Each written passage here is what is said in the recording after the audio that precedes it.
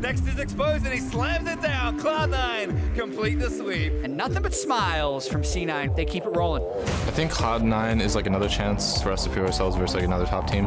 Me and Afro are like clearly like the best bot lane in NA. I think straight up to you two, we're gonna win. Nice hook comes in. Smithy is there for the lantern gang. The trap was there. Beautifully played. The first blood comes through again. Stixxay and Aphromoo are a pretty strong duo. I don't think we've ever had any trouble with them in terms of just bot lane. I'm not really worried. Smoothie Button didn't get the first one. A very well played duel by the C9 duo. I think that we'll see who's best when we play.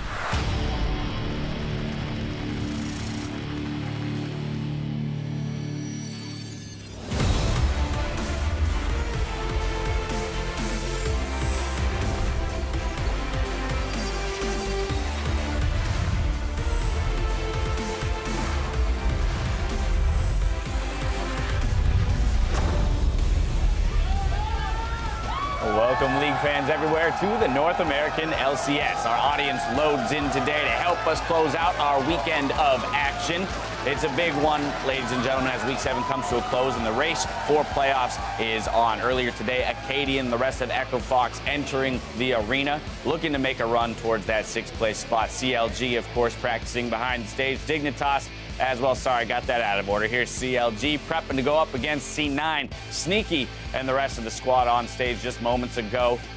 Getting those last-minute seat adjustments, got to be at the right height, you know, as it is. It's amazing what in gaming it, you know, requires in terms of, you know, being on your own setup, right? So precise. If anything's off. I moved from my desk to a standard table and everything's haywire. Ladies and gentlemen, hello everyone. I'm James Daz Patterson here with Mark Zimmerman, Sam Kobe Hartman Kensler to kick off the day. How we doing today? Losing an hour of sleep due to daylight savings. I'm about 3.5 right now. Out of what? Out of 10. Out of 10. All right, well, we're going to inject some energy into Kobe today. So before we get into it all, let's go ahead and look at the standings. Cloud9 look to hold on to first place with their series today, while FlyQuest entered the day in 4th, just 2 wins above 8th place Dignitas, making the race for playoff positioning that much closer. We'll see who can make moves within the standings with our matches coming up today. First, we have Counter Logic Gaming taking to the stage against Cloud9. Then the Battle Arena plays host to Immortals and TSM later in the day. Over on NALCS2, we have Echo Fox going against Team Dignitas, with Doublelift returning to the stage on Team Liquid versus Team Envy. After the show, make sure to stick around for NALCS tonight, where Freak, Zyrene, and Jat will recap our weekend and answer some of your questions. Make sure to tweet at LOL Esports with the hashtag NALCS, and we'll make sure to grab the best ones for the end of the day. Last night, though, we ended the day with TSM clinching playoffs alongside Cloud9, leaving only 4 more spots to be claimed in the playoffs. And their clinch was more due to the fact that Phoenix 1 beat Echo Fox. Sure, TSM had to win, but the fact that Echo Fox lost there made sure that they couldn't drop out of playoffs anymore. TSM's now definitely in. And speaking of Phoenix 1, I mean, they're looking really good right now on a huge resurgence. And they've kind of ended up with this unintentional 6-man roster now that Inori's back. Adrian is out, but they're switching between Meteos and Inori. Meteos looks really good at the moment. And other people on the team like Zig are stepping up, and growing over time. So they just actually look a lot better, and maybe that 3rd place spot right in their sights. Stepping up in a big way for them. 2-0 week means that they're solidly in 3rd place, 2 wins above the team behind them, which is FlyQuest sitting in that 4th place spot. Yesterday, we looked closely at the bottom 5 teams, but after some unexpected losses, it seems that our scramble for playoffs has actually expanded to 7 teams. So here we go. The new 7 teams that we're looking at, of course, Team Envy and Liquid have their work cut out for them. 3 wins out of playoff positioning, but still possible. Right, and I think when you looked a couple weeks ago, the chance that FlyQuest is the team we're talking about potentially slipping out of playoffs was like no chance of that happening, but here we are. It's getting really close, and they have looked actually abysmal. They're 1-6 in their last 7 games, and their losses are bad too. They barely beat Envy with that Mordekaiser comp. They lost to Dignitas, and I think it's a little bit of the case where we all kind of look at FlyQuest with these kind of rose-tinted glasses because we see the nameplates of High, Balls, Elimination, some of like the favorite players ever to play in the North American scene. But if you look at another team who's going through this kind of slump, people would be way more critical than they would be to FlyQuest. Also, it's really fun to watch FlyQuest. Right, they're trying all these things and going to the extremes, and you're almost willing to forgive some things when they're bringing in these new picks because hey, they're not necessarily supposed to work anyway. Let's look at another top team that's struggling. Kobe, CLG hasn't looked so hot recently. Definitely, especially yesterday. I mean, versus Team Dignitas, they had a lot of issues. Whether it was some individual decisions as well as team decisions, as well as just plain team fighting. Actually, they got aced multiple times at around. This is going to turn into an ace early on in the game. Yeah, and before, this is game 2. In game number 1, they got ace even earlier, like 15 minutes or something around Dragon, and they were giving up really big amounts of momentum super early on, and weren't able to come back, and Dignitas had a clean 2-0 versus them. Speaking of Dignitas, the other team in those clips was the fact that Dignitas is trending upwards extremely well. I mean, we talk about Coach Kopp kind of as a joke because the first week he came in, it was like 2-0, oh my God, it's all because Kopp. But since he's joined them, they actually have been looking a lot better. We saw this week that they looked pretty practiced on a Lulu Rengar comp. You assume that they put a lot of practice into that this week, and I think you can tell that, you know, I'm sure the turnaround you can't just give all the credit to Kopp for, but the fact that they did need to make a change in the coaching staff, it wasn't working, and I think the fact that they're, you know, almost back into the playoffs now. It's Dignitas over the last couple weeks has looked a lot better. Immortals just yesterday, a solid 2-0 victory for them. Of course, you know, we're probably looking to see more consistency out of them, but the way in which they won yesterday was pretty dominant, and if they're going to start making a run, that's the way they want to do it. And the best thing about the way they won yesterday is that it wasn't Dardoch carry, right? This was, you know, the bottom lane stepping up, you know, good performances from Poe Belter, Katarina going off, so those are definitely promising signs because Dardoch might not be something you can always count on. Actually, definitely not something. Yeah, just look one short week ago to the losses to NVT. But yeah, so definitely maybe some resurgence there. I don't think this week would be the week to put all your money on Immortals because they're playing TSM next, and you know, might want to put that one off a week or something, but definitely looking better. All right, well, for an in-depth look on these types of discussions and more, check out the new podcast, The Dive. Jump into the world of League Esports with Jack, Kobe, and Azale, where they cover international news, follow meta trends, and take a closer look at the North American LCS. You can listen to them on Thursdays at soundcloud.com/thedivelol. Let's send it over to the casters, though, to get our matches for the day underway. Thank you very much, Dash. Hello, everybody. I am Clayton Captain Flowers Reigns, alongside my co-caster for the day, Aiden Zyrene Moon. What's going on, my friend? Not much, man. I'm ready to cast Dig vs. Echo Fox. Hey, so am I. What a coincidence. We are gearing up for that first series of the day, Echo Fox versus Team Dignitas. And Echo Fox have been on a slow decline in recent weeks, dropping 4 of their last 5 matches. Yep, and as the desk just mentioned, the middle of the field has actually become a very dangerous place for the teams that are already in playoffs and the teams that are right outside. And Echo Fox is a team that many actually pegged as a solid bet for those playoff spots, but they're still just sitting 1 match back from a postseason. And all split, we've talked about how Fox's dependence on their jungler Acadian, the rookie, to get the team an early lead. And for Froggen, the veteran, to carry has been the strategy, but it hasn't been working out because Acadian hasn't been making those same rockstar performances that we saw in the first couple of weeks. And now we're seeing the pressure to carry driving Froggen to make a lot of risky plays that sometimes set the team behind. Meanwhile, Team Dignitas, though, they've been on an upward trajectory in the recent weeks, and they're now tied with Echo Fox. Today, they could leapfrog over them and make a play for that playoff spot. Yeah, Dignitas have been on a surge. They have won 4 of their last 6 games, and it used to be the someday show. But since the halfway point, they've actually been pulling their split together. A lot of these guys have been stepping up, and they have been a team. That is the big thing. The communication seems to be on the same page, and it's not just the someday show, like I said. Keen and Chaser are 2 guys that have come up big multiple times, but especially yesterday in their 2-0 sweep against CounterLogic Gaming. So they were able to play team fights well, and then they actually pressed those advantages to close those games out quite quickly, I might add as well. So they're hitting their stride at the right time, especially at the end of the season, and a win here could put them in a much better position going into the last 2 weeks of the split. Despite the upward trend of Team Dignitas, though, Acadian shared that he's really not too worried about today's matchup. My original perception was that Chaser and Someday were going to be super, super good. And it turned out that Chaser was really underperforming in the first half of the split, and Someday was super, super good. So Dignitas is not like a super scary team to go up against, in my opinion. Like, I wouldn't be very worried about playing them as opposed to playing someone like Cloud9 or something like that.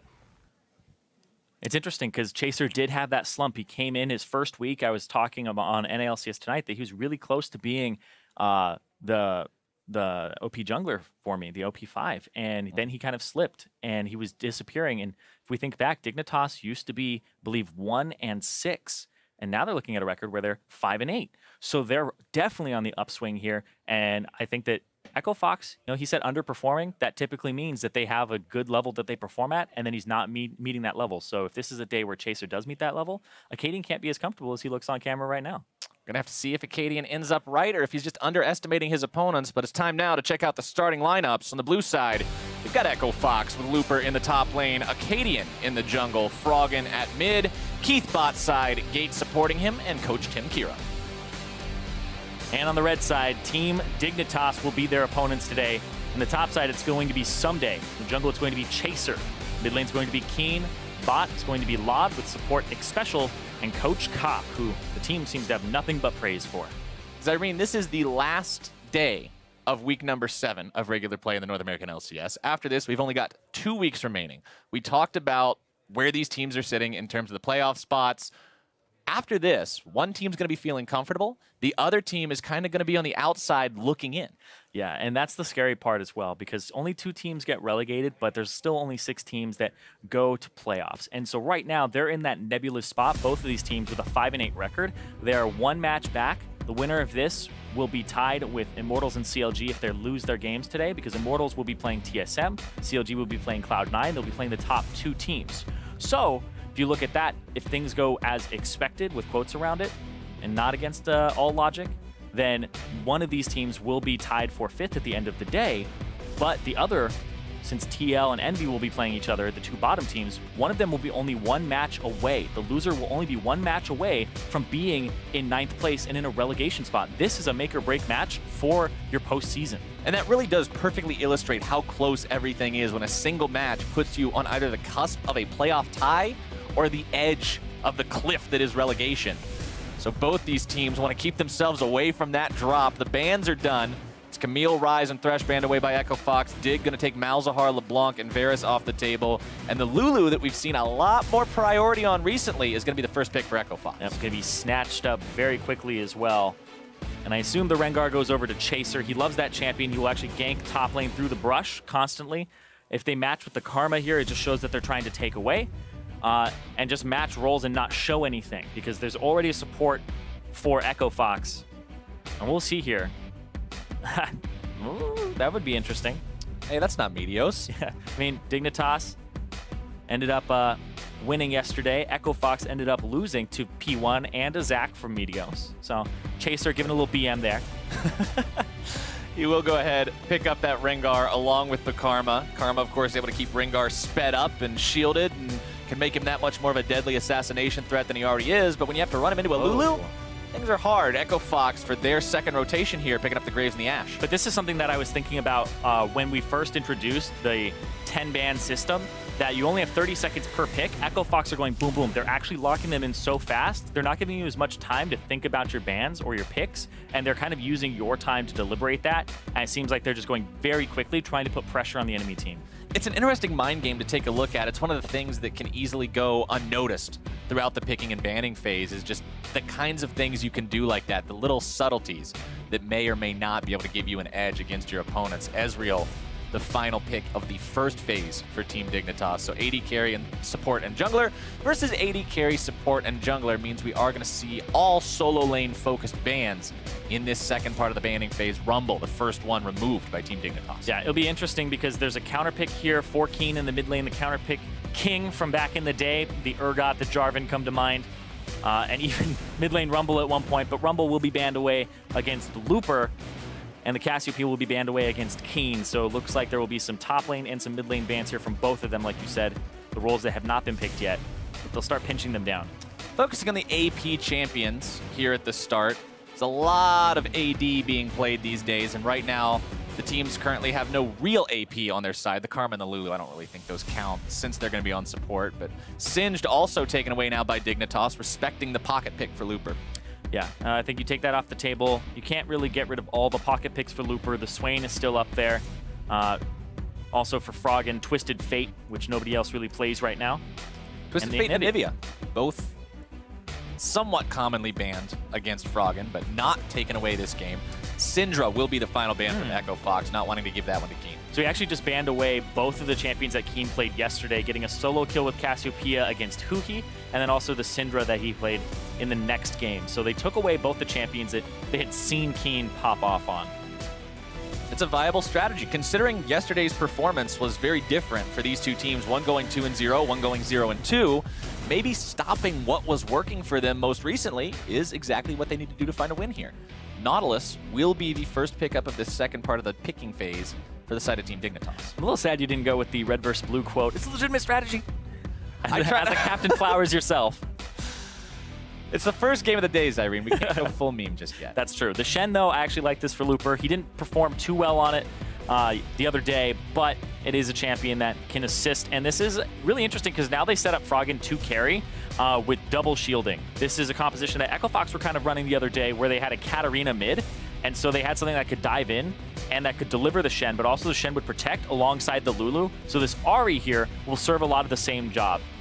Yeah, you see something like a Rengar on the enemy team up against something with very low mobility, no natural escapes like an Ashe. You're thinking, okay, Rengar's got a value target to jump on, but with Lulu and Shen keeping him safe, it's a lot harder to complete that job and make that happen as Dignitas trolling around with their last pick hover for the time being. Highly doubt we're really going to be seeing Echo Urgot today, but Echo ends up being what they lock in instead there for the mid lane.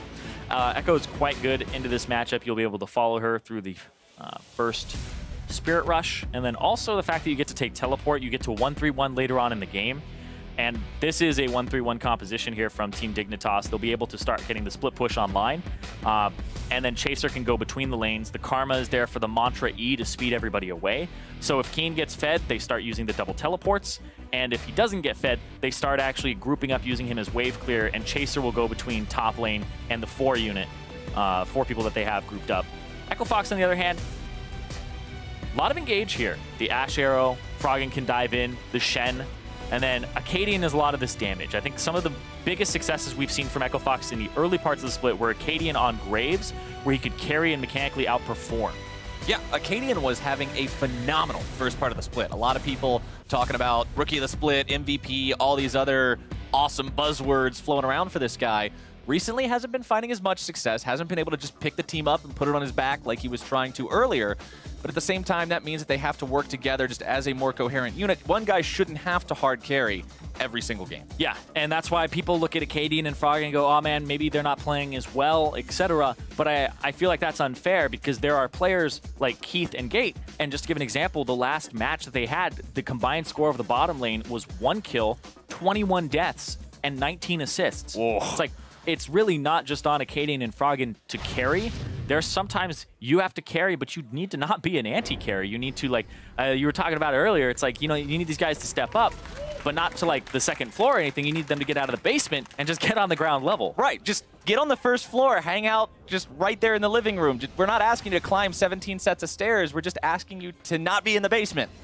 And that's what they've got to be working on. We need to see a stronger performance from the Echo Fox bottom lane this time around, because they are up against a team that, like we mentioned earlier, is having a lot of positive momentum right now. Earlier on in this split was one of the bottom teams actually tied for last at one point. Yes, with 1 win, they were tied for last when they played Envy. We were joking around, you know, it's the battle of the bottom right now, because it was legitimately the 9th and 10th place team, but Dignitas are now surging. 4 of their last 6 games they have won, and they're looking to make it 5 of their last 7 and start getting those wins in the second half of the split. It has been a winning formula for them so far. But I think the fact that the top half of the map is so strong for them and their bottom half is so consistent, it's kind of what Echo Fox are wishing their team was like right now. Right. Where their bottom just holds on. Their bottom can actually play things like Jhin, Ezreal, sit back, take care of a lot of the engages, be safe. And then their top half of the map will coordinate and start dives, start 3-man pincering, etc. to do mid lane dives and get turrets. It's the same plan you talk about for Echo Fox, because that's what everybody says about these guys. You know, it's all about when Looper and Froggen go off. It's all about when Acadian gets rolling. Keith and Gate are kind of just left to their own devices as, like, okay, they're there. But like you said, that's what they want to be, is what Dig is in terms of how both are currently executing very similar plans. And once again, this is interesting because this actually is Someday picking up 1 CS. This will mean it's actually fine. He does this a few times. It means he hits level 2, 1 creep faster in the top lane. The little raptors are worth so much. And so Someday will shield himself, not take too much damage from Looper, and he'll walk to lane. And assume he... Oh, he actually goes for the harass instead of the CS. Ooh, all right. Both of them going to be missing out on those first melee minions. What?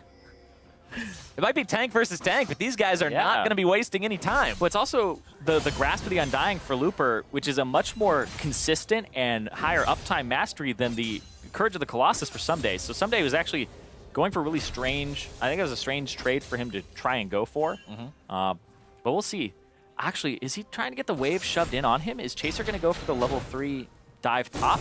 Ooh, the early attention. I don't know. Maybe being paid top side. Chaser does like to help Someday out whenever he can. It's a 2-minute and 45-second. He enters the tri-brush. There's no ward there. He wasn't spotted, but he is going to go to the other side. Just backing up for now. Oh, Looper's not going to be too aggro just yet. Yeah. Chaser stopped, so he's delaying his jungle pathing, and he's kind of getting to the point where he has to go now, or he has to just back and do the rest of his jungle. So yeah, there you go. They also don't know, because you saw just pings on the minimap from Acadian. He said Chaser is on the bottom side of the map right now. Right, they have no clue that he was sitting around the top side for that long, waiting to see if he could make some sort of a play. So Chaser just going to be slightly behind as blows are traded back and forth between the supports here in the bottom lane. Gate easily able to proc that Thunderlords on the Lulu as Acadian clears out his top side on the Graves. Both of these junglers, you mentioned Acadian's ability to carry on the Graves. Chaser also on a champion that can do plenty of carrying in his own right with the Rengar. These aren't tank-style junglers. These are the kinds of guys that, if they get rolling, can be a real menace. And they can start snowballing and taking over the game to carry junglers. Something that North America has never really strayed away from. We had like an Ivern craze for like a week. Yeah, we don't play that champion nearly as much as EU does or anywhere else, really. Everybody was like, all right, this can't carry as much. Let's put our mechanics to use. This doesn't kill other players. This just protects mine. I'm more concerned with making sure their life bars hit 0 than my guys. Exactly. It ends up being something that the North American junglers, you know, comment from Anori that there's too many toxic ones, but it's just because they try, man. But hold on, this is actually Chaser with 4 ferocity. It's gonna fall off though out of combat for too long. Yep, rip out of combat ferocity Ringo. Yeah, it looked like he was trying to go mid. Cadian is on the opposite side, and he's gonna pick up these Raptors. They started on that side. It's a good timing from him, knowing actually when they would spawn. Yeah, Chills free there. Raptor camp going to him. Chaser's gonna be just a little bit too late as he walks over here. He'll walk over the ward and find that camp cleared out as Acadian gets himself away. Level 5 now compared to the level 4 on Chaser. That early time that Chaser spent in the brush top lane, obviously attributing to that edge for Acadian ever so slightly. Mid lane Keen getting himself shoved in for now, just going to be farming up with the Time Winder as Keith and Gate remain even in farm in the bottom lane. And this is a part of the map that we're going to be keeping an eye on throughout the game. Because Keith and Gate, we already mentioned, this is the part of Echo Fox that we're looking to have a greater impact than in previous matches. This isn't warded, and they just pushed out forward. Now they're getting shoved away. Laud E'd forward, and that looked like they actually won a ward. There they go. Nice E. As soon as Laud E's forward with less than half of his HP remaining, you got to be thinking, if you're Keith and Gate, something is weird about this. Something's fishy, yeah. Something doesn't add up here. Sometimes you got to play like you're a hurt animal and that you're actually defenseless as your jungler comes in. You got to be an actor. Oh no, please don't kill me. That would be bad. Definitely not a scary Rengar in that bush.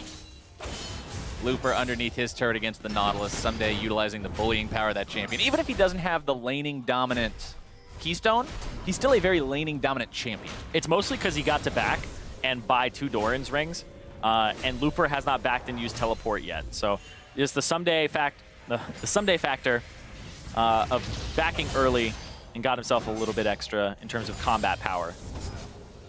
Well, now that Looper has got the chance to back, pick up that completed Spectre's Cowl, that's going to give him a lot of resilience towards the kind of damage that'll be coming out from the Nautilus, pretty much strictly AP. Can throw in a little bit of extra physical damage there for the auto attacks, but Looper taking the opportunity to jump in here. Spirit's Refuge going to be keeping him protected as he knocks off that shield from Someday, sticking around long enough to get one more grasp proc. Yeah, he's going to keep going for him here, back and forth. Junglers actually look like they spotted each other out, or at least Acadian got spotted by Chaser. I'm unsure if... Acadian's level 6, though. Like, that's a really big amount of extra burst on this Graves. Is he going to jump in on him? He is. Acadian starting up the fight. Stand United comes in. Chaser in some real danger here. Still looking to finish him off. First blood over to Acadian as he tries to get himself away. Keen's trying to finish this one off. Chrono Break going to be forced out. Comes back into the fight. Xpecial grabbing the kill, but Someday's made his way in as well. Looper in some trouble, exhausted, cornered. It's a 3 versus 2. Gates made his way into the fight. He doesn't have Wild Growth. Keen's going to be forced to flash. Looper is too. Gets himself away from the turret. Going to be sidestepping that anchor. and it's ultimately just 1 for 1. Yeah, I actually think the response there from Dignitas was slightly faster on how quickly they got Special in compared to how Gate got in, and that could have gone very wrong, but the fact that they had all roamed around the same time ended up being good. But I would say that Echo Fox get a little bit more out of it. Keith gets to stay bottom, farm, push the wave into the turret, doesn't miss any experience at all, hits level 6 now, and also the fact that they got First Blood. Yeah, First Blood obviously worth more than any other blood. Unless it's kill streak blood, that one's actually worth a slightly higher. Always nice to be the first one to make sure that you're getting that objective. Whether it be the first blood, the turret first blood, anything's better as long as you get there first. Yeah, and Acadian, he was somebody that was starting to lose out on first blood percentages. It had dropped drastically in his involvement, but this is a game where it seems like he's back on it, and Invaded was level 6. Knew he had the limit here, but hold on. Chaser looking top, has the ulti. Looper. Chaser sees this. He's saying he's pretty low, and man, he just gets the burst. No problem. Minions. Whoa. It's almost blocking him off there. Acadian shows up. Almost has the ulti again. There's no blast cone. Acadian dashes over the wall. Thunderlord's going to be procced. Acadian just needs a few more seconds. 3, give it to 2. Oh. Nope, doesn't even need it. Give it to kill with the auto attacks. No, I'm just kidding. No, let Keen get in and, save him, I guess. Still, Acadian going to pick up the kill. There was no way that Frog was going to get there. My mind had actually just played with me for a second there. I don't know why. Keen was coming to grab the kill. I was like, what? Yeah. I don't know why. For some reason, I just think it's not so much of a Keen champion. But still, jump in, gets the ultimate there, and now Acadian tries to back off, but like Someday is in here.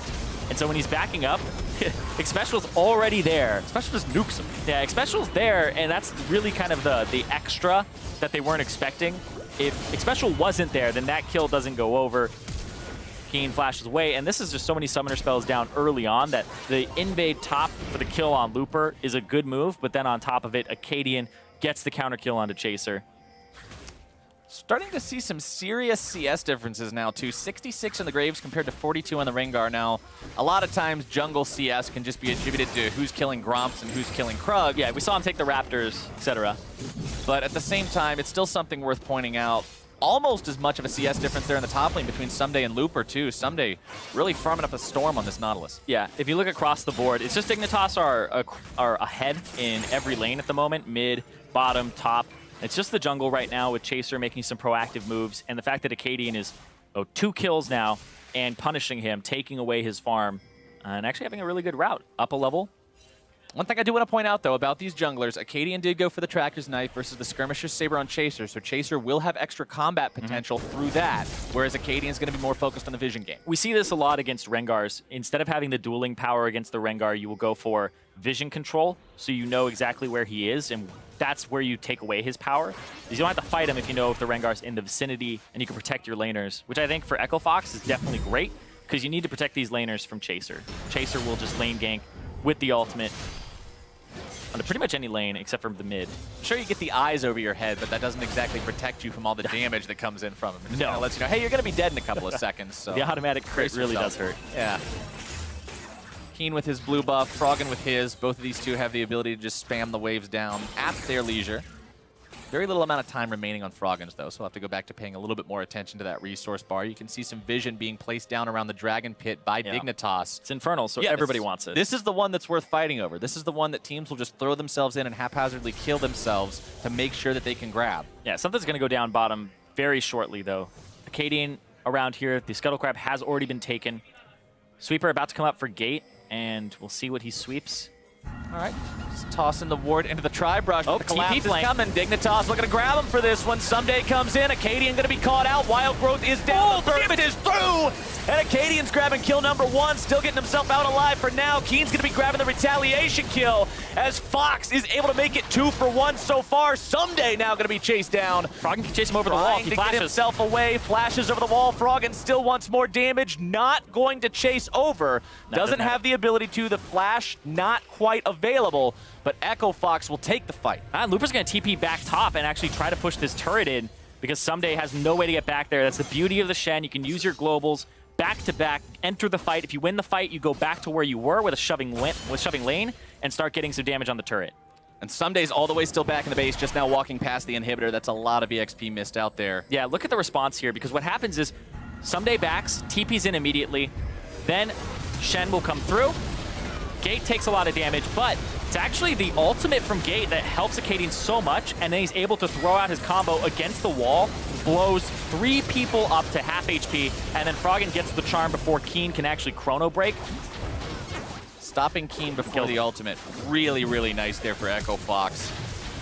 Gives them the edge in that fight, the 2-for-1 advantage. Brings them up to about a 400, 300-ish gold lead now. And this is what's good to see from these two teams, both of them, Echo Fox and Dignitas alike, where they are all gathering for the skirmishes. It's the teamwork, the communication, especially already on the top side of the map. It's like, what is this guy doing here? But that's the extra surprise factor, where if he comes over with a blast cone, it's like, wait, how did he get here? And they're just dueling forever in this top side.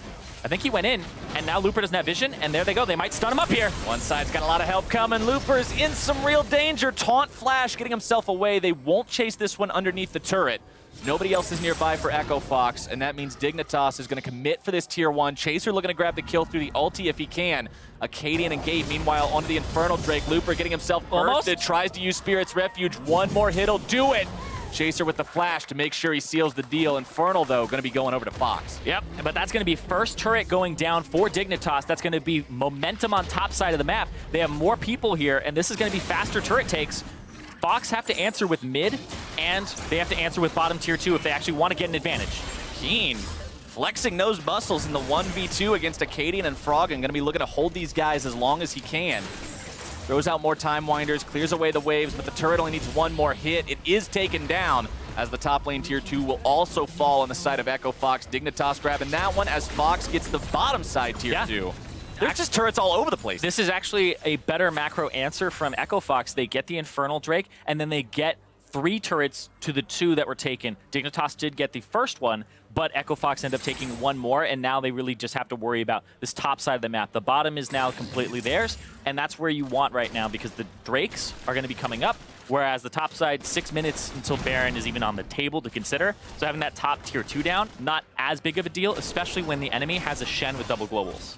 Look at that. Despite the recent rocky games, the fans still got a lot of faith in Echo Fox. 69% think they're going to be getting the win today. I mean, this team was really revitalized by the fact that they brought in Acadian, this rookie that started having some great performances. Froggen started being a bit more of a leader and having some aggressive, proactive play. And so, there's a lot to be excited about for Echo Fox. Dignitas on the other side, I would say there's a lot to be excited about here too. Someday came in, and it looked a bit mediocre, like he couldn't get completely unlocked by Chaser, but Chaser has now stepped up, has been having the performances we expect from both him and Someday, and Keen has been kind of the surprise for me so far. Doesn't have to rely on those counter picks as much, those cheesy picks, or the things that people would call cheese, and has been playing pretty standard, and it's been working. Dignitas now looking to even up this turret count. They got 3 men in the bottom lane and a lot of minions onto this tier 1. Nobody from Echo Fox going to be showing up to stop this. Instead, they're just going to make the trade topside. Yeah. People always talk about, our lane swap's gone. Well, sometimes they come back after like 7 minutes, You go back to playing with tempo advantages. You play with how fast can you rush these down, and then who's going to chicken out? There's 4 here to the 3 that are on the top side. Echo Fox are going to be a little bit slower. Who swerves first? But they do have a Graves. And I will say, this could be very risky because now Dignitas have inside track on mid. Froggen can't shove up as much as he would want to, so you can see Gate playing off to the bottom right, making sure they don't get flanked or anything like that, because it could be so scary with the Rengar coming in. All right, they're both going to swerve at the same time. No base race, 16 minutes into the game. I was kind of hoping for it. My favorites. I was kind of hoping for it, but not today. The game's a little bit too close to be making crazy decisions like that. Only 500 gold separates these 2 squads. Nobody really running away with the game quite yet. 3, 2, and 1, the most kills on a single player on Acadian's Graves.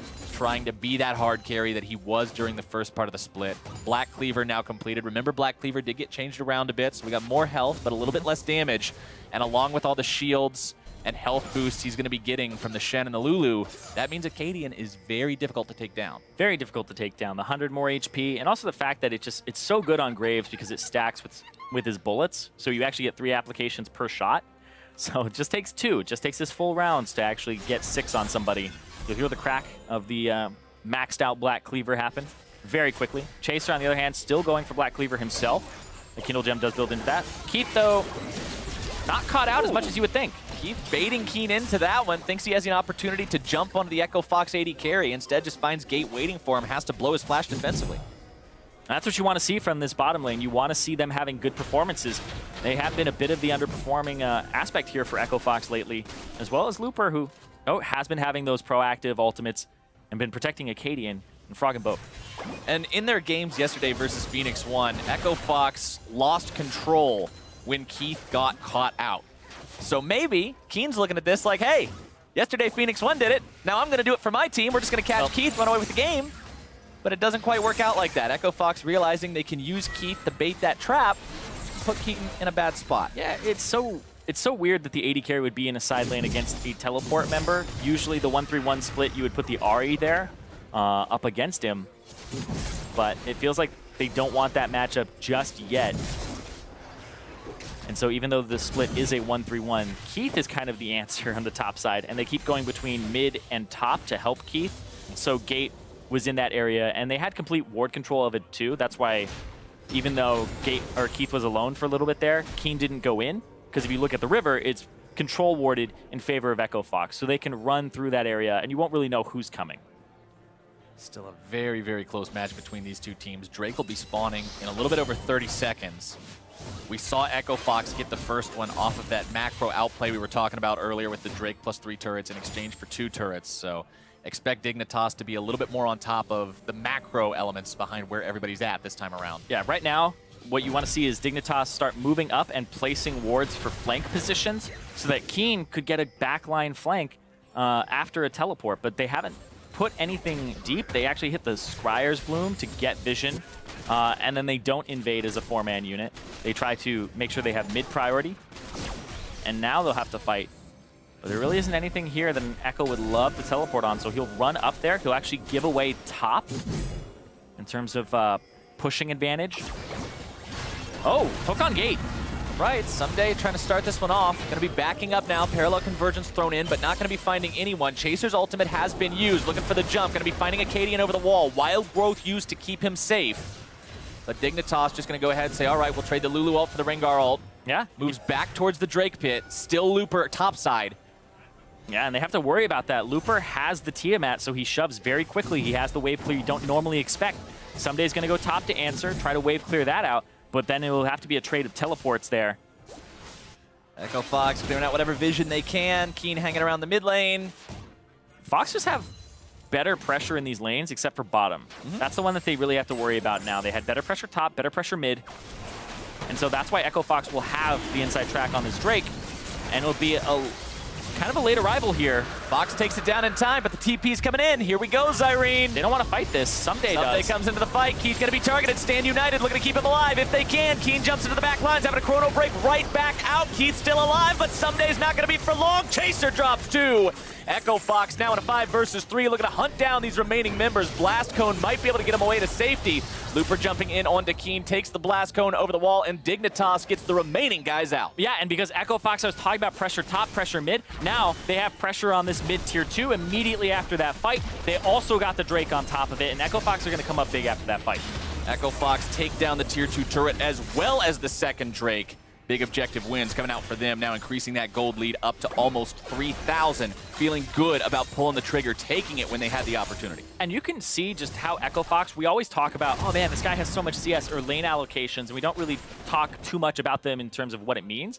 Immediately after that fight, you saw them shove in mid. Froggen went bottom to catch all of the CS, and that's why he's about 30 up and 10 per minute right now for himself, because he's just so good at recognizing where he needs to be, what he doesn't have to do for his team. He doesn't have to be mid to help them shove. They've already got that covered. He needs to go bottom so there isn't a pushing wave there and pick up all of the CS that has been slowly building up. Even in this replay, you see the bottom wave is in favor of Dignitas and will shove in. But Someday blows the ultimate there. The rest of the team a little bit slow there. Lot, it's hard for him to get a piece of this. And then even without the Lulu ultimate onto both members, you can't put them on Acadian and Keith both. They both end up living there, and it was split damage because there's just so much AoE coming through. And Keen couldn't get a piece of it. He couldn't get the exact parallel convergence he wanted. Yeah, look at that. Acadian just doing so much damage in these fights. The Black Cleaver, the spread of his auto attack. And the Qs in R, honestly, just doing so much here. Yeah, everybody else is pretty close if you compare them roll by roll in this graphic, but it's really just Acadian who shines over Chaser. 2,052 compared to 853. Definitely shows what Acadian is capable of doing on this Graves. Yeah, you also have to be a little bit careful too, because Keen, he could do so much in these fights if you don't force him to chrono break out. You saw he did 700 damage, where he actually had to abandon that fight halfway through. Now can Echo Fox find anything else with that victory, with the fact that they now have a more measurable lead? Almost 4,000 gold. They're moving into enemy territory. Yeah, and now they're going to start getting flank wards up for Looper to TP from the bottom side. They're going to clear out all of this vision throughout the jungle, and there's no tier 2s left for them to take. So I expect Echo Fox to start making plays for Baron. I feel like that's their typical style here. And they have struggled at closing games out, even since the beginning of the split, where they do have advantages. You know, the whole storyline of Echo Fox have such a great early game. It hasn't changed much here in this game, but it wasn't always the case throughout the middle parts of the split. Or being thrown over the wall. Dignitas isn't going to be caught out by that. Someday looking to start the fight. Here we go. Stand united. Wild Growth. Gate keeping himself alive. Keen into the back line. Parallel convergence. Doesn't even need it. Already going to be popping Frog, and Acadian trying to run away. It's a double kill for the Dignitas mid laner. Chaser looking to make it 3. There we go. Only 2 left alive for Echo Fox. Keith and Looper standing, but the rest are down, and Dignitas now have the opportunity to look for Baron. Yeah, Chaser, though, incredibly low. You have to be a little bit wary here. Looper and Keith are up. Keith has the arrow. Wonder if this is enough for them. All 5 are up. Very important to keep Chaser alive. You've got to have the smite secure. Looper and Keith want to try to stop this, but 2 versus 5 is still a dangerous proposition. So hard. Volley going to be fired in. Baron down to 2K. Looper doing his best here. Chaser still being kept alive. Keen gets the killing spree over onto Keith as Looper runs away through the backside. Keen still looking to make even more happen here. Time Winder's landing doesn't really want any more to do with this fight. They will happily take the Baron +1. That setup was just awful from Echo Fox. You look at the way the map is set up, Keith isn't there. Keith is top left, and he can't reach his team. What is he doing there? He was trying to shove the wave, and nobody else was around. So the team is cut off. They're sectioned off. They wanted control of that top bush, but it just looks like Dignitas gets it. Literally, Keith does nothing in this fight because he's not there.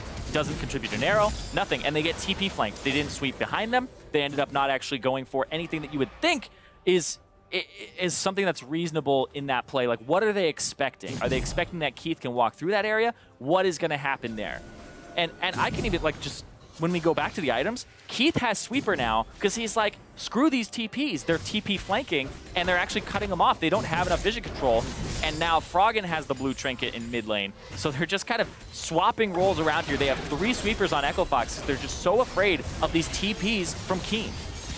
All of Echo Fox sans Acadian barely did more damage than Someday did in that fight. Because Keith got a grand total of 0 since he had to walk all the way around to the top side tri-brush to get back in. That fight is one of those ones that starts and you're just like, half of us want this, the other half are like, why the hell are we here?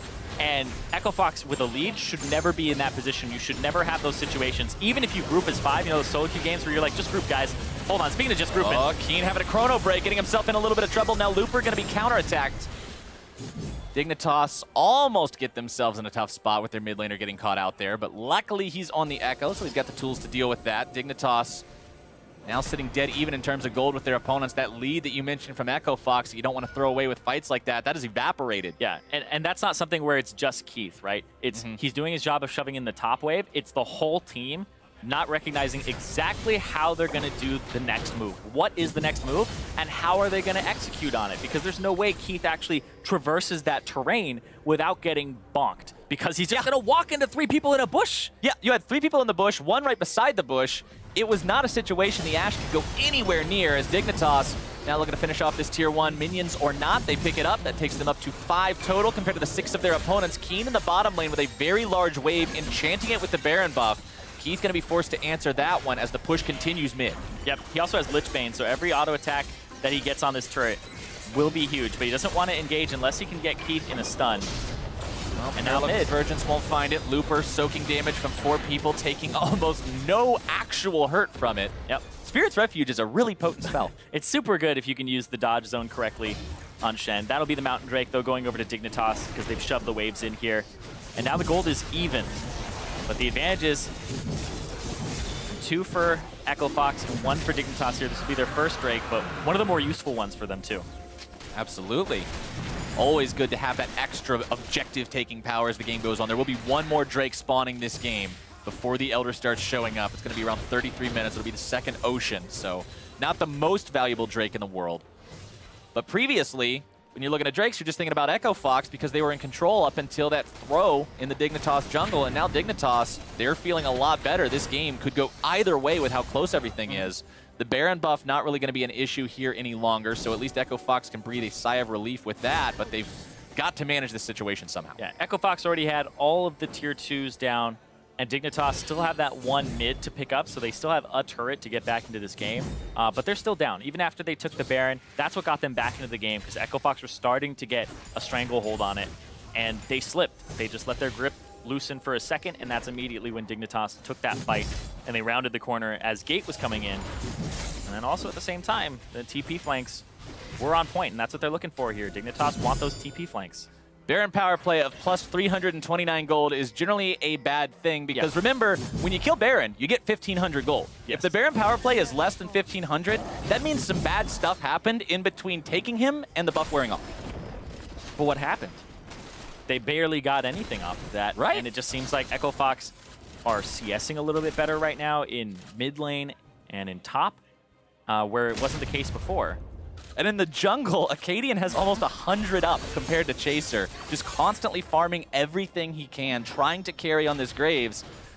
Look at the gold discrepancy between these two, though. Still only about 1,500, despite those CS differences. That's what we were talking about with sometimes it's just a bunch of baby chickens and Krugs, whereas Chasers might be more about Gromps or more about, I don't know, buff camps. Oh, Something Chaser. that's not a small creep, but now Chaser, boom, getting himself farmed up just like a creep. Keys grabbing the kill credit on that one. Echo Fox with a free pickup. 40 seconds now to punish in this 5v4. Yep, and they'll keep pushing mid. Looper will continue pushing bottom, and Keen now hovering in this zone where it doesn't look like he knows exactly what he wants to do. And this is Echo Fox. You can see they just prioritize lanes so highly here, where even after that play, they don't want to run up mid and keep pushing. They're like, all right, top, let's push out top wave, let's farm our Gromp. And so they're just trying to maximize the amount of efficiency they have here. Instead of funneling multiple people down mid, they have to play the game where, okay, we killed Chaser, doesn't mean we immediately get an objective. And Keen does take away the red. Yep, Keen will deny that from Keith. At least a small victory to take for losing his jungler there in the mid lane. So Dignitas happy that they didn't have any real consequence for giving away that pick. Still an 8-7 game. Echo Fox showing that they weren't completely rattled by the lost fight in enemy territory, still able to get together and say, hey, we can set up the pick here onto Chaser, let's take this guy down, but it's always a bit of a heartbreaker when you can't get anything else based off of that. Sadly for them, there were no neutral objectives up to take, and with all those tier 2s down, like you mentioned earlier, the only thing you can actually do against your opponents is try to break the base, and it just wasn't a situation for that. Yeah, and I feel like they're going to break the base via Baron fights or Baron takes here. Echo Fox want pressure bottom and mid. That will sacrifice pressure top. That means that the Baron will be able to ward it. They'll be able to sweep it out with their triple sweeper. We're starting to see some serious item power spikes coming online now too, Zyrene. The Guardian Angel plus the Frozen Heart plus the Spirit Visage for Someday means he's incredibly tanky. Plus you got to kill him twice. You've got both the Proto Belt and the Zhonya's Hourglass on Keen, so two very powerful activatable items for the mid lane Echo. And Laud, Trinity Force, Blade of the Ruined King, Last Whisper just now being purchased, as well as the fully completed and stacked Muramana. Very scary on the Ezreal. Yeah, and even on the other side with Keith, the fact that the Last Whisper is now 45% bonus armor penetration immediately, that means like Ninja Tabis, that you're already getting 15 lethality from purchasing the Last Whisper. Uh-oh, Someday. Spider-Man's himself out of there, taking only about half his health bar. And like you can see there, you heard the crack from the Black Cleaver getting stacked to 6 very quickly. That's going to be the extra benefit of having that Graves and Keen, the split push, the 1-3-1. Yep. Great job seizing that opportunity, taking that down solo. Now going to be throwing out Parallel Convergence. Tries to grab the stun onto Looper. Looper barely getting himself out of it, but that's enough. As Xpecial's forced to flash away. Acadian looking to finish this off if he can. A little bit more damage. They've got it. Now going to be looking for Chaser too. Acadian continuing to dash forward. Collateral damage going to be jumped away from Chaser, keeping himself alive there. Froggen grabbing the charm on to Someday. He's very tanky. He's got the Guardian Angel. Not likely in any real danger here. It's an inhibitor turret traded for a support, essentially. Definitely a better trade on the side of Dignitas, but Froggen and the rest. Wow, this is aggressive. They want that. Of Echo Fox can now look at Baron. Oh, they're going to try to pick. Someday going to be the one walking into it. The tank has been taken down incredibly low. Parallel Convergence thrown into the fight, but Looper is now jumping in on top of Dignitas. The Chrono Break doesn't get Keen too far back. Acadian and the rest of Fox going to be healed up from the Redemption as Looper gets Wild Growth on the front line.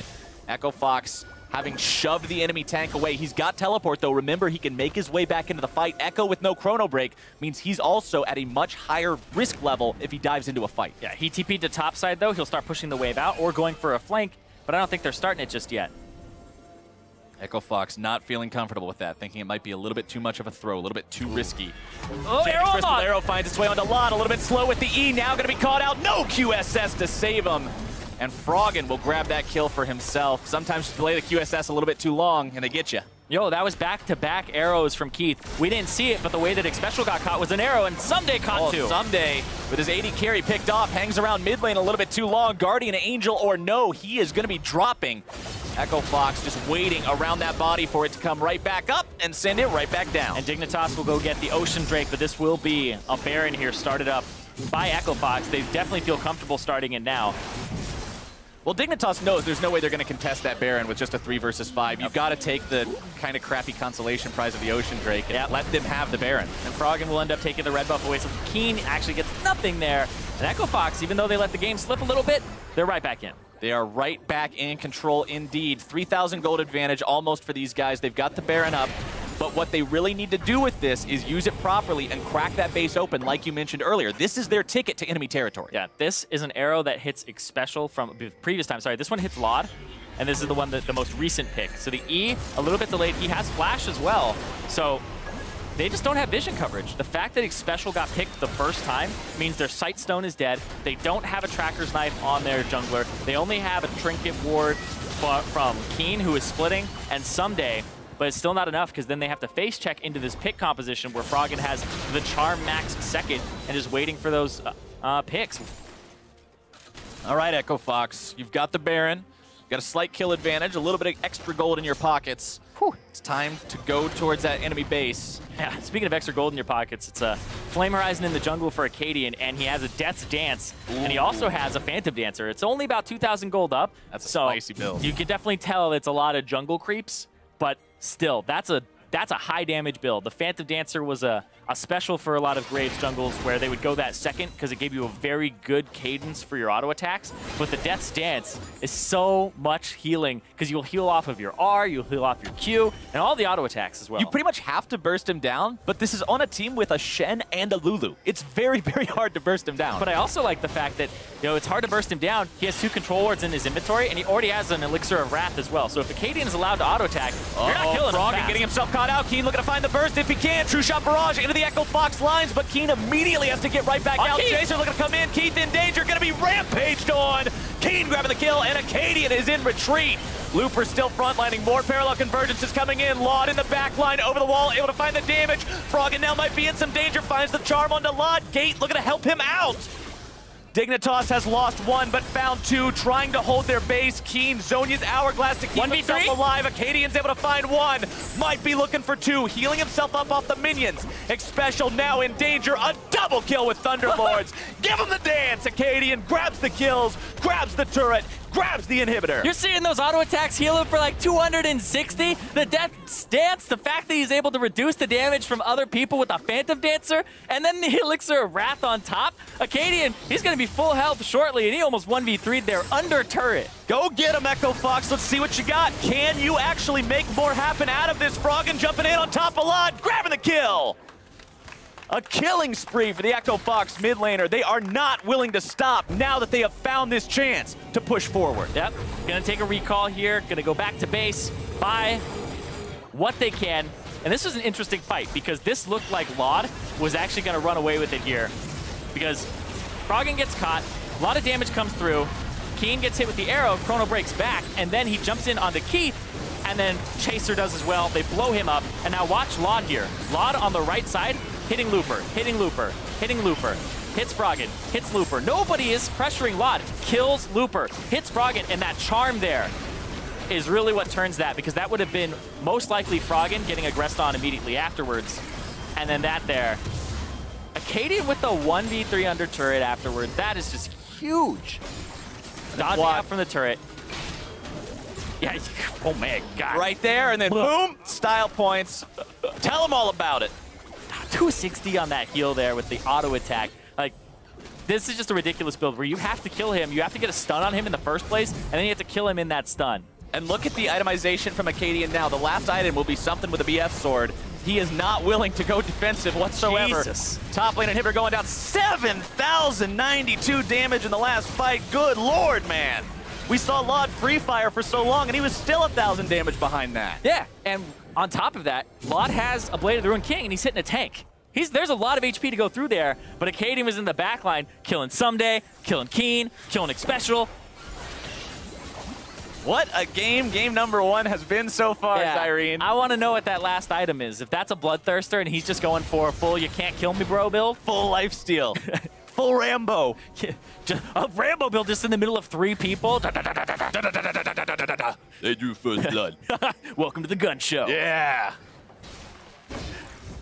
He did get first blood. Oh my gosh. Yeah. This is perfect. Meta. Ultra meta. Actually Rambo. Sylvester blowing my Stallone mind. subbing in for Acadian, game number 2. Or maybe Acadian is just, you know, the new Rambo. Next movie coming up. I dig it. He's working on them guns. They almost there. Baron power play plus 4,449 gold. Those are the kind of numbers that you look for with your Baron power play stats, Irene. Yeah. That shows that Echo Fox was able to achieve what they were looking for and even more off of that. The enemy base now with 2 inhibitors down means it's time to put bodies in the bot lane and look for that third. And Echo Fox, oh, this would put them in a really good spot if they end up starting to climb the standings, because it was the even and odd week whole curse thing. Now Half it's curse, just half meme. Yeah, now it's mostly true. Now it's the curse becoming less of a meme, but actually is Echo Fox just sliding down the standings more. It's the panic button for a lot of Echo Fox fans, because they're in danger of missing playoffs when this team in top shape looks like a playoff team. They've taken down some of the best. And when you look at who won this matchup last time they played each other, it was actually Echo Fox walking away with the win over Dignitas 2-1. So if they beat Dignitas, it means Dignitas, in order to pass them, would need to win 2 more. Arrow fired off, gonna be finding its way onto Chaser. Sterix Gage keeping him alive. Keen jumping into the fight. Redemption gonna be called down from both sides. Keen chrono breaking himself out of trouble there. Wild Growth onto Keith.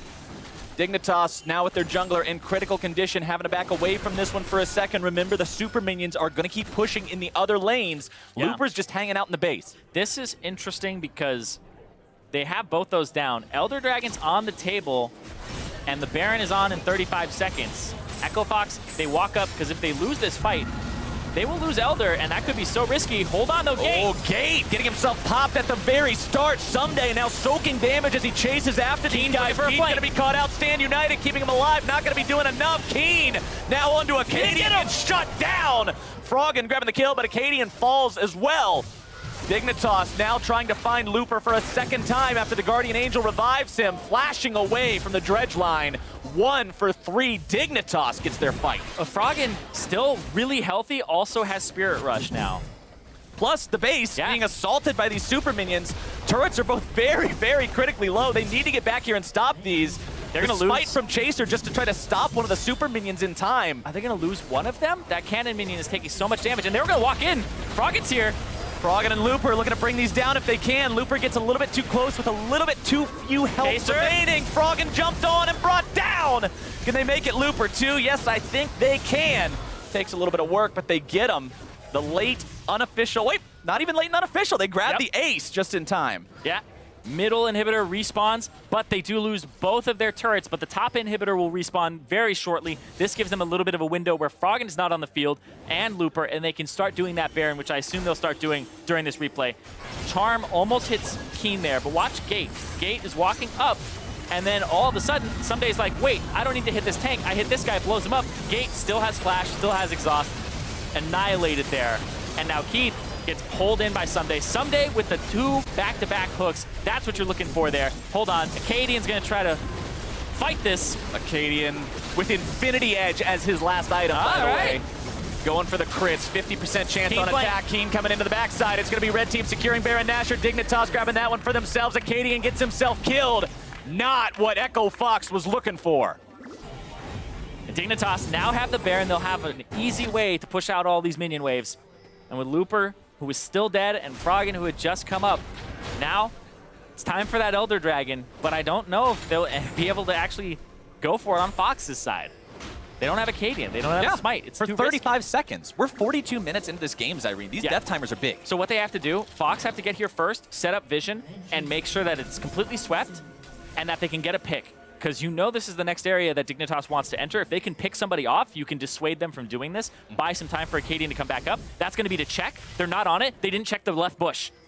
This might be what Fox needs. Chaser walking himself through. Nope, Echo Fox not in a spot to really punish anything there. Dignitas moves towards the Elder Drake, keeping Keen in the mid lane just in case they try to rush towards the base. Yeah, but that's also Keen getting a flank position. Right. Closest person to Keen is Keith, and that's not what you want. Acadian's still back in the base. He's got to walk his way down here. Oh, they arrowed him. As the Elder Drake is being taken very, very low. Lod, the one who actually secures it. Keen Zonya's going to be activated. Nautilus ultimate onto Looper. He's very tanky, but now he's also very alone. Parallel convergence thrown out. Keen backing up towards the base because minions are coming in, and Dignitas decides it's time to back away. Time to back away. Take care of your lanes. They have to take care of their top lane, make sure they don't lose that inhibitor to minions. There's still a super in there. Bottom lane, I assume, will be picked up here very shortly, but I don't know if you even, I don't think you give that to Acadian. It's nearby, but I think you have to give that to Keith. And Acadian, you're full build. I'm like, patting the stats. Keith needs this gold. Pat him up. Keith needs this. Pat. He needs this. Pat. Oh man, Keith going for a chain vest. Assume Guardian Angel as his last item here. It'll help him stay alive a little bit better against the dive potential of Keen. We've seen how much burst he has in these backlines. Look at that final build. Lichbane, Rabadon's Deathcap, Void Staff, Hourglass, Proto Belt. Keen hurts so much when he jumps in on top of anybody without a ton of magic resistance. Yeah, and you look at Someday's build, he has a locket for himself. That's going to give so much shielding, especially since he's level 18. It will always go off the highest value. And he also has a Thornmail, so Acadian killing him becomes less of a reality, and also Keith. Same story. Keith, no Infinity Edge either. Went for the Bloodthirster to make sure he doesn't kill himself by auto-attacking Someday. And getting an Overshield so that he can at least, you know, survive against Keen for a few seconds longer. Maybe. Lichbane plus Rabadon's Deathcap is still a very scary proposition. So is that Nautilus coming in. Keen looking to go into the back line. Going to be bursted pretty hard, having to back himself away. Chrono Break to stay alive. Looper's still going to be tanking. The turret's still firing. Dignitas still pushing. Acadian grabbing the kill onto Keen. Dignitas continues a rampage onto Keith. And the bottom lane has fallen for Echo Fox. The mid lane tier 3 now going to go immediately after. And Dig has broken the base. They've broken the base. They've gotten that inhibitor. And will they continue to keep pushing? Baron buff is off in 15 seconds. That's one more wave. Walking up right now. Elder Drake. They don't have side lane. Also fading away. Yep. They don't have those side lanes pushed out at all. This is actually a huge brute force here. And we'll see. They have to play this right. Someday trying to start things off a little bit here. Vlad wants to finish off at least one of these turrets before they force out the fight. Someday looking for the opportunity to jump onto one of the value targets. True Shot Barrage coming out. Froggen going to be taken down to about half. Still tanking this turret. Someday wants to, but there's no minions anywhere nearby. Acadian going to be locked down. There comes the Nautilus ulti. Acadian is gone. Are Fox's hopes of winning in the same boat? Keith and Gate still dead for another 5-10 seconds. Vlad getting some more Mystic shots, more auto attacks onto Looper. Dignitas going to be having to back away soon. Someday critically low. Oh, these charms just a little bit short there from Froggen. It's happened a few times, and that would have been the difference in this game. But now they get to take care of their side waves, tend to them, and now they're in, honestly, not an awful situation considering the situation that Dignitas was in a moment ago without having a top or mid inhib, and their base has no turrets left. There's literally one turret left for Dignitas in this whole game. A massive team fight loss for either team just means the game right now. Yep, and that's what they're kind of worried about, is they're just trying to live as long as possible. But Dignitas, considering that they have Baron and Elder Dragon for this doesn't actually go as well as they would like. Keen jumps in, Acadian is immediately on him, crits in the face for 900, starts running him back, Chrono breaks back, and then again, boom, boom, that's 1500, another one. That's just back-to-back-to-back crits there from Acadian, who kills Keen outright, and then they lose their bottom lane for it. So the stall, the defense that they get to hold here for Echo Fox is something that Dignitas wasn't banking on. They were hoping that Keen gets into the back line and actually does a decent amount of damage, which he was unable to do that. Dignitas must have heard me talking about their Baron power play compared to Fox's, and they're like, all right, you want a good Baron power play? Check this out. 5,862 gold. That's a Baron power play. Yeah. Now, this game has been very confusing because it's been, honestly, a little bit of a throw after throw here. Oh, Looper in the bottom side with Chaser coming in. This is a really hard target to pick when you've got the whole team here still taking so long to bring him even low. Redemption gonna be coming down. Looper's still alive. GA gets procced. He's going to be coming back in just a second. Someday looking for the lockdown onto Acadian. Fox cannot afford to lose him. Someday going to be taken low too. Looper getting himself away. Echo Fox health bars are in dire straits. Yeah, but Echo Fox, they were able to push out mid-wave and don't have to worry about any pressure on their base just yet. And now, minute before Baron is back on the table, this will not be one that has an Elder Dragon in contention. Oh no! Simultaneously. What? And as the balloon deflates. This is super tense though, because these two teams. This is the worst time for applause ever. Or is it the best time? Because you get to take a breath. No, it's not the best time. It's 48 minutes in, and this game is 1,000 gold apart. Man, this is affecting me this much. Imagine how the players feel. It's like, no, this game could end any minute, and now it's. None of them seem as upset as you. It's just because they're not on microphones. You can't hear how upset they are. Well, I mean, they're on microphones with themselves, but we don't get to hear theirs. I have no idea what the issue is. Hopefully it's something that can be resolved as quickly as possible. Bit of an FPS issue. So, okay, Frog Against Computer, they are just looking into it. And you definitely want your FPS to be the highest at this point in the game. Yeah. A potential game-ending team fight in a 50-minute match had 9 frames per second might be a little bit of an issue if you get to that point in time. So what's the worst FPS issue you've ever had? Me just personally? In general with like computers. Oh, man. Well, back when I was in like my freshman year of college, I had this really potato laptop that would overheat so much that it actually hurt my hand to play on it for more than a couple of games. But sometimes you just got to get that ELO and grind it out anyway. And after you play like 5 or 6 games in a row, the FPS would just start dropping down to like 4 or 7. Oh, my God. Every now and again in a team fight. So you just play Microsoft PowerPoint 2012 League of Legends. Play it. And hope that it works anyway. That's why I play Skarner, because you can play him in a PowerPoint because you just mash Q anyway. Yeah. For myself, it was my parents really didn't believe in Microsoft. They believed in Apple. So I had Apple computers. I had an Apple laptop. So you were doing it on the MacBook? Yeah. I had a MacBook. A MacBook. Mac. Playing League of Legends on a map. Yeah, with low here's FPS. China, It's and literally here's mid lane. Yeah. So the MacBook was so slow. I remember playing World of Warcraft, since it was one of the few games you could play on Macintosh. And I was the second boss of Blackwing Lair, and it was Veilstrass, the one that gives everybody like infinite buffs, infinite energy. And so the fight would start, and I would hit forward, and I would be on the other side of the room the next time I got a frame. And I was against the wall. I actually got kicked from my #1 guild because my FPS couldn't handle that fight. They were like, oh, sorry, Zyrene, your damage is a little low in this fight. I'm like, I can't even see. How am I supposed to hit top parses when I can't see the game? I can't do anything. Because it's like, you actually have to have top DPS in that. As a rogue, you're just hitting your backstab button over and over because you have infinite, it's like rogue heaven, and I'm up against the wall in a corner. So it's like you're on the bottom of the damage chart, probably halfway below the healer. And it's like, what are you doing? I had to like supposed to be free. I had to like position myself before the fight started in a position I would never have to move from. So you just position yourself right by the boss's butt. Yep. And just backstab him there the whole game. Yep. And the worst part was if I ever like was slightly out of backstab range, I hit W once, and then I'm on the other side of the room. I don't know how. It was man. No, I actually have one of my best friends actually played League on a MacBook for the longest time, like all the way through college. And it was at first it was kind of troll because it took him like 6 minutes to load into every single game. But after a while, I kind of liked it because it just meant that, you know, I could forget to go get a snack or anything else. And then as I'm loading into the game, even if I'm sitting there for 2 minutes before I remember, I'm like, wait a second, I still need to go get a snack. But I can do it because he's at 12%. So you can just always take advantage of that. But then he upgraded his computer last year. So now every time I play with him, I'm always late. And I end up like 2 minutes behind on my jungle route because I went to take a break because I thought he would be loading for that long. Oh, no. Yeah. And then you get stuck because he actually has a computer from the right century. No toaster anymore. No toaster. I miss those days. Back in the kitchen. Now we have those reminders that it's like, you know, even though your character doesn't have to eat, remember, you do. And I'm like, oh, thanks, 5-second reminder. Yeah, I love those. It's like, yeah. You've been playing for longer than 20 minutes. Time for a break. It's like, no, it's not. 20 minutes. The worst was when you like pull a marathon. It's like, you've been playing for 16 hours. Like, don't tell me, game. I know. I know. It's like, you think I don't know this? It's like, I'm escaping. I'm just trying to do me right now. Come on. First my mom's on me, now my game.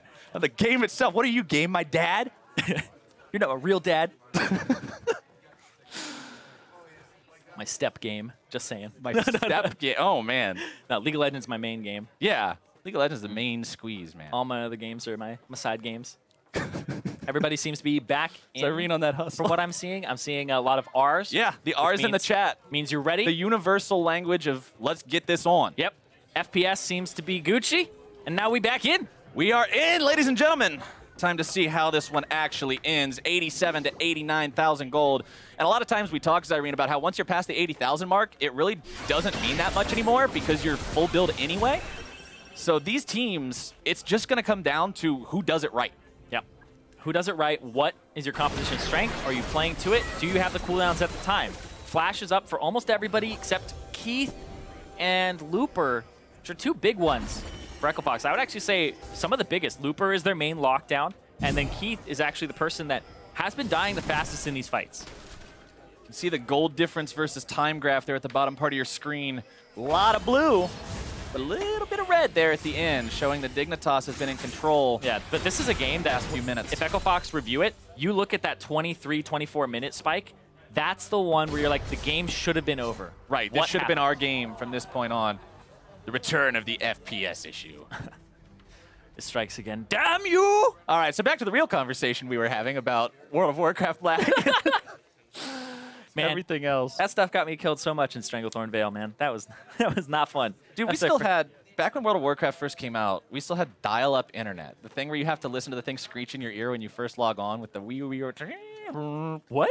Oh, the noise, the dial-up noise. How could you forget that? But yeah, so yeah, that's that. That's my Diablo 2 memory, man. Yeah, no, that was my problem. It was so bad I couldn't play anything online with it, so I just played the Warcraft 3 campaign a lot. I was like, man, sure would be cool if I could play cool games with my cool friends, but I guess I'm gonna play this game that's old instead. Man, that was StarCraft, where it's like you log in, you're like, I'm gonna play the main campaign, and I will admit that I never played the StarCraft 1 campaign all the way through without using cheats. Really? And I will say there are a lot of people out there who are like that. That campaign is not as easy on the higher difficulties as people like to say it is. I've never actually played StarCraft. Really? Yeah.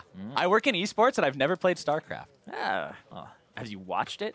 Yeah. Okay. I have no idea how they manage all that stuff so fast. Like, I've watched the clips that are legitimately the cameras just on the guy's keyboard as he's going completely crazy, 600 APM the whole time, and I'm like, studies have shown that if you are actually hitting buttons a lot like that, and even if you have high APM and it's just gross APM where it's not effective APM, those are still actually typically better players. Like the stuff where you just bring the scoreboard up over and over again? You see when you watch people stream, sometimes they'll like hit the scoreboard all the time, or they'll hit their F1 through 5 keys a whole bunch. That actually just keeps you warmed up, primed, and ready, as long as it is controlled action and not just you spazzing out on the keyboard, because I could do that. Not just like mashing the button. Yeah, any of us could just mash all our buttons over again. We all started in bronze or silver 5 or 1200 yellow, wherever. Welcome to all the fighting games I play. I was gonna say, fighting games, like you watch real professionals play fighting games and they have these like frame perfect timings. I play fighting games by finding the most busted cheese combo and just hitting it over and over and over again. Dude, E-Honda turbo controller with the palm. Let's go. Old school Sega. Anyway, back into the game. Looks like the FPS issues hadn't migrated to Dignitas. It was passed off to them, and then it got fixed. All right. Third time's the charm. We're back. Yep. And now, Baron setup. It's been what it's all about. Dignitas have a gigantic bottom wave shoving in. This may be enough to deal a lot of damage to that inhibitor if it's not taken care of, so EchoFox may have to tend to that. But you'd have to send Looper to do so, and he's kind of your primary engage or body blocker. All right. Just like that. Tanks gonna find each other. Parallel convergence thrown in. Nobody wanting to jump on it just yet. Keith and Acadian gonna be finding himself hit by the dredge line. Someday soaking a lot of damage though. Gotta be careful. The builds are full. The damage is real. Looper and Someday both on the front line yet again. Acadian gonna be wild growth. Chaser popping the edge of night, popping the ult, looking to fight right now if he can. Gate gonna be forced away. Keith caught out, having to get himself back further. Keen popping the Zonias, looking to jump right back into the fight. There comes your chrono break. Keith is again hooked up. The damage comes through, but Keith persists. Dignitas trying to find Acadian. The Guardian Angel will be lost onto Keen. Keith still fighting, but finally goes down to Law. He's the only casualty of the fight. All the summoner spells are being blown across the board here. They're trying to kill Acadian. They can't do it. They're like, all right, screw it. Get Keith. Get who you can. They get him. The GA goes down. And now it's still not even enough, really, to go for a Baron with confidence. As the red tide crashes into the bottom part of the Echo Fox base. So many minions piled up here. Good thing Looper's got that Titanic Hydra to clear them all out in time. The inhibitor will barely hang on. And that's the bottom lane inhibitor too. If that one goes down, that actually poses a real problem towards your Baron control. Yeah, and it's also the last turret that Echo Fox have on that Nexus is that bottom one. So it's good to have that one up because the minions will just crash into it. They'll all group up on it. And now Chaser has started this up. Chaser and Dignitas have decided to just go ahead and go for this and sack it. Echo Fox nowhere nearby, just deciding to give this one up. And Dignitas now Baroned up. Have to see if that's enough for them to want to do something or if they're going to want to wait and see if they can grab Elder in 2 minutes as well. Waiting for Keith to come back up on Echo Fox's side. The Elder coming up in 2 minutes. Ooh, I feel like you use this to try and close the game, but they've been struggling to do so. Everybody in this game is full build except for Keith. Everybody is maxed out on items. He sold his Guardian Angel because it was on cooldown, and doesn't have enough gold to swap it out for something else. So that's understandable. Okay. On the other hand, Acadian has actually swapped to Immortal Reminder here. I'm trying to remember what items he had and which one he swapped out for that. That was the jungle item. Okay. So jungle item swapped away for the Mortal Reminder, trying to stop some of that healing. All these different champions that can have a lot of life steal or natural regeneration. 93 to 96,000 gold, 52 minutes in. What a hell of a start to this series, Irene. One of these teams is going to be feeling good with the win. The other likely going to be feeling at least somewhat exhausted after a 52-minute match that they ultimately will not be able to walk away with the victory in. And I'm watching these supports very carefully here because as the game gets tighter and tighter, it's who are they taking care of? Gate was putting speed bursts onto Acadian for almost that entire fight so that Acadian could walk up. Not Keith to reposition, it was Acadian to walk up, be a bit of a bruiser, and try to deal damage to Keen and also Someday. And Xpecial is just providing so much extra utility to the team with the Ardent Sensor that he has, giving them some extra damage and healing. I gotta say, Laud has been performing pretty well this game. There's only 2 deaths to his name, but the guy has very high kill participation, the highest right now, tied with his bottom laner. Someday thinking about going in if he can. Parallel Convergence going to be thrown down. Keen threatens to jump forward, not going to be finding that jump just yet. A lot of damage poured into the inhibitor. Not quite enough to take it down just yet, though. Dignitas continues posturing forward. Dredgeline will find no one. Laud grabs the inhib, and that's what Dignitas did for. Arrow onto Laud. No chance for Echo Fox to jump in on that one, though. He got himself back to the safety of the rest of the team. Dignitas finds the advantage in this, but now Keen in some trouble. Getting himself away from Acadian, who spins the ultimate to do that. Yeah, it looked like he missed a bit of that combo, and that may have been an extra 600 damage on top of it. Keen backs. TP's right back into the fight. They know that Graves doesn't have the ultimate. They might be able to make something happen here. Froggen going to be hooked in. Someday looking to start the fight. Looper taking the damage. Spirit's Refuge to prevent a further engage. Redemption going to be used to heal Someday back up a little bit. Someday now going to be looking to get back, heal himself up, TP back into the fight. TP into the top side. Chaser's here too. Chaser making the move onto Acadian, gets the stand united. That's a big shield that won't be available for a team fight. Acadian's ultimate almost back up now. So what they've done with the Baron is they've gotten those 2 inhibitors. They're going for that top turret.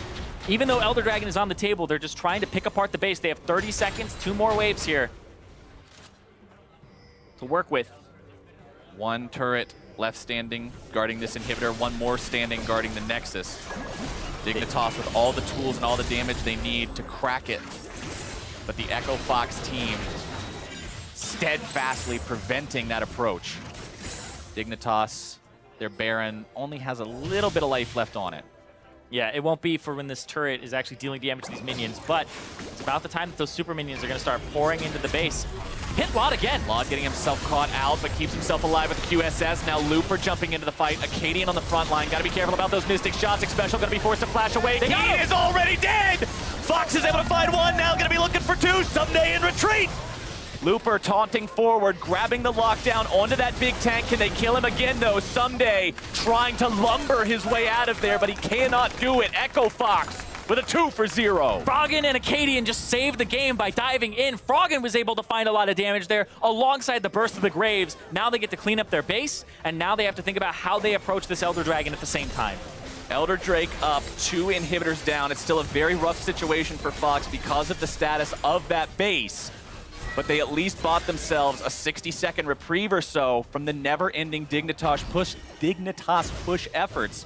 Not being able to cast the Chrono Break, really not the dream situation for Keen. Not at all. Froggen got the key pick there. And there's a lot of shielding power, there's a lot of protecting power on the side of Dignitas between the Locket, between Karma in general, but it just wasn't able to respond fast enough because Keen got destroyed instantly. Yep. You can see Xpecial doesn't even have room now for wards. Neither does Gate. Looper's going to try to get back in this. There's no inhibitor turrets and no turrets on the Nexus. They're going to go for this. Echo Fox is looking to end this game, and Lod is down, ladies and gentlemen. Echo Fox with everything they need. A double kill onto Acadian. Chaser is going to be chased down. They're going to do it. Finding the damage. Looper and Acadian are on to the Nexus, and Echo Fox will take game 1. Screw the Elder Dragon. Go for the game. Forget about it, man. Go for the Nexus. Great call there from Echo Fox. Keen still off the table and dead from the previous pick. They clean up their base, and then they run it down mid. That was a way to end a game from Echo Fox. Defending for so long after having been in control of the game for so long before that, it changes, the momentum changes over to Dignitas. It seems like things are going really badly, but 2 key picks are all they need to say, look, this is where it ends. We're going to the base. I've spent 56 minutes in game 1, and that's enough. And Echo Fox, though, they had control of it early on. They got an early lead. They got the first blood. Then they started snowballing from there, got themselves about a 3,000, 4,000 gold lead. Then they dropped the ball. Then the game slowed down. Then it was 1 Baron for Dig, 1 Baron for Fox, 1 Baron for Dig, and it goes back and forth. And then eventually it gets to the point where the pick is really what matters. You talked about it, execution. It's all about what you've purchased, not how many more items you have or what advantage. It's what you've purchased, what your execution is like, and what your team comp is like. And they got the pick, and this kind of approached the point of the game where Keen is now with the team. He's not flanking, and that's when Echo is strongest, is when Echo is getting those surprise flanks off. That's where that one fight that went the way of Dignitas and not Echo Fox's at 23 minutes, that's what really mattered, is the flanks that came off, and they took him by surprise. Let's take a look one more time at that final fight, because we want to see exactly how it all happened. Yeah. The burst. Burst. Captain. So it hits Lod there. Then Looper goes in. The pullback. And then it seems like the call here, Froggen, charm onto Keen after Xpecial flashes. The burst comes through with the crits and all of the damage there. That's Froggen just getting a gigantic charm hit onto a crowd of people. If he catches Xpecial there, then it's okay. If he catches Keen there, then that apparently is the game. And that's a lot of damage taken off the table. That's a lot of backline threat. And now Keith doesn't have to give a damn about anything and gets to walk up and kind of be on top of the Nautilus's body there. So that's a huge pick from Froggen. That actually got them the game. That was just such a good execution. After seeing the charm there, too, you immediately saw Acadian dash right in front of Keen, making sure he was point blank. So when he fires that shotgun, all of the shots are going to be hitting onto that Echo to guarantee. And you had to do it fast, too, because you saw what happened there was Someday threw down the ultimate, the travel time of that ultimate. He was trying to protect him, trying to get the knockup. If he gets the knockup, buys enough time for Keen to not be completely annihilated and blown up there by the Graves and the Ahri on top of him. And then that gives him enough time to chrono break, heal basically to full off of that, because it's just so much AP and it'll scale with the AP ratio on the ability and the fact he had taken that damage very recently. So he would be back at full HP, and then that's kind of a lost fight there, because they used so much ultimates, everything, to try and burst down the Echo, and if they don't succeed in that, then that's a turned around fight. It really is all or nothing. If you catch him, you can win the game off of it. If he ends up being able to reset the fight, you're going to lose the game off of it. And we talk about clutch factors sometimes, not enough as I think we should talk about, because that's the difference between like an elite level player and somebody who, you know, is just consistent across the board, is can they clutch a game? Can they actually get you a win? Because this is a game that looked like, you know, he was consistent at first. Oh, Echo Fox are starting to win the game. They could get Baron here off of shot calls. But then when the game is even, who's the person that breaks it out for you? And that's why we talk about people who are playmakers, because they're not afraid to take the responsibility. They're not afraid to be clutch. And when they do come up big, they end up winning the game just like Froggen did there. to talk a little bit more about that Echo Fox win. We're going to check in with the analyst. Take it away, guys. Thank you very much, gentlemen.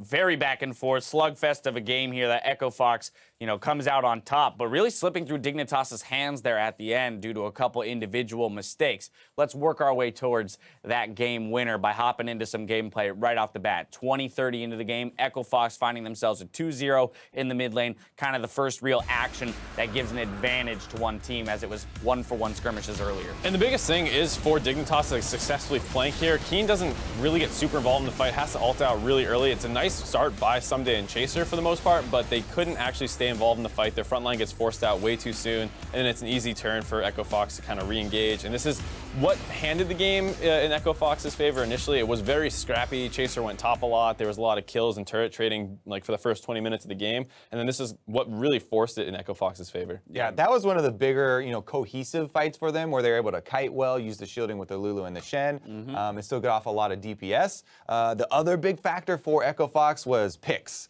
The Ash Arrow picks in the mid game, and then Froggen at the very end there. That's exactly what won them the game. Right, you got Ash and Arya on the same team. You're going to be looking to make a lot of picks, and ultimately is what wins them the game. Let's look at another replay. This one, Dig favored. 24 minutes into the game, a 3-for-0, plus the Baron off. A good flank this time from Keen on the Echo. And for the most part, Dignitas does a good job starting fights in their jungle, reacting to enemy teams' invades, and here we see that TP that Keen held in the previous fight able to come into effect here. Basically one-shots Froggen, instantly kills the backline member, finishes off Gate as well, and the rest of the time Acadian's trying to deal with the other members that were flanking around. And remember, at the time that this occurred, they were down a significant amount of gold. That's the importance of setting up defensive vision to work with. So you can actually make comeback plays like this. Right. Otherwise it's the predicted snowball for the team that's ahead, but they make this comeback pick in their own jungle and actually get the Baron out of that, which is a huge balloon, of cash. And then that's why it got so close, after the mid game there. You talk about defensive vision. Also, when you're invading, making sure that you sweep every layer, because if you skip the first layer and you're on the second one, you get a TP behind you from an Echo and you lose a fight. Back to the onions. Right there, yeah, back to the onions. Right there at the end, Irene and Captain Flowers talking about, playmakers for teams. When a game gets to that point where any one team fight could be, the win or the loss for your team, you've got to find that individual on your team who will, open opportunities and make plays. For Fox, it's always been Acadian and Froggen here in this spring split, right? That when those two guys are on and working well together, they find success. But if they're not working, then it's a disaster. And it definitely took the entire squad for this time around, because Froggen gets a lot of credit for that pick, which won them the game. But Acadian, I feel like his combat stats were just insane this game. As far as damage dealt and damage taken, he was just hitting everyone with elbows, stabbing them, shooting them, biting them. Grace doesn't have a knife? Grace, he was what are you talking about? He probably life leached more damage than most of the people on the There was a team. mid-game team fight where he had 7K damage. Individually. Yeah, he 1v3'd the backline, so it's easy to look at he was under a turret. Yeah, it's easy to look at the ending fights and be like, wow, look at that pick by, Keith and Froggen comboing together. And they did have a number of nice ones to kind of stall that game out, but when it came, push came to shove, it was usually Acadian winning a lot of the fights. Right, so Acadian Froggen seemed to be the winning formula for Echo Fox, but that's the thing. If those two guys aren't on and working well together, that's when we really see them, them struggle, and probably would be looking for one of the other two lanes to start picking up the slack. Especially when you're looking at Looper, former world champion. Where is he stacking up against the rest of these top laners? We probably had higher expectations for how he would perform, coming into the split than where he's at right now on a 7th place team, struggling against the majority of the other top laners. Yeah, I think that is a big problem, and I think you can almost say the same thing about Dignitas as well. You have Someday, obviously he's playing well individually, but the team needs to step up around him. I think it's the same case with Echo Fox. Like you said, Froggen and Acadian generally perform good, but if they're not great, the rest of the team isn't, picking up enough slack to actually win that way. Yeah. And I think one of the main weaknesses for Looper that we're seeing is one that we kind of expected coming in, where it's a lot of communication and, not necessarily coordinating well with the team. Now, but ultimately, Fox does come away with the victory. So up 1-0 in an all-important series. Both these teams here at 5 and 7, tied at 7th place. One win behind the two teams who are actually tied for 5th place, right? But getting that game separation, essentially a 2-game separation from the team that you're playing against here today for the race for 6, hugely important. So a good start for them. Let's look ahead at game 2.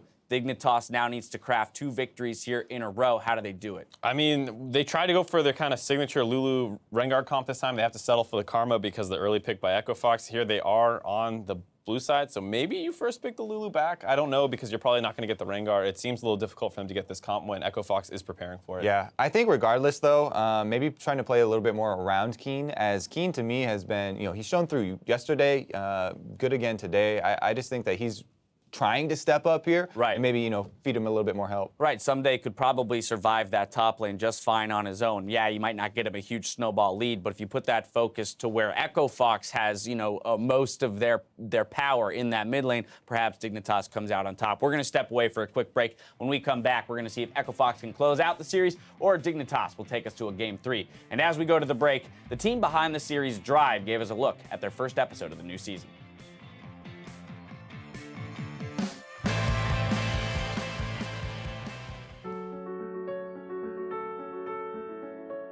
When you draw so good, you're so satisfied, you just want to draw another drawing. This is what I do. And there's a point where you fail, you play so bad, you draw so bad, but keep going, just keep going. My name is Steven Leaf. I am the artist known as Handsome.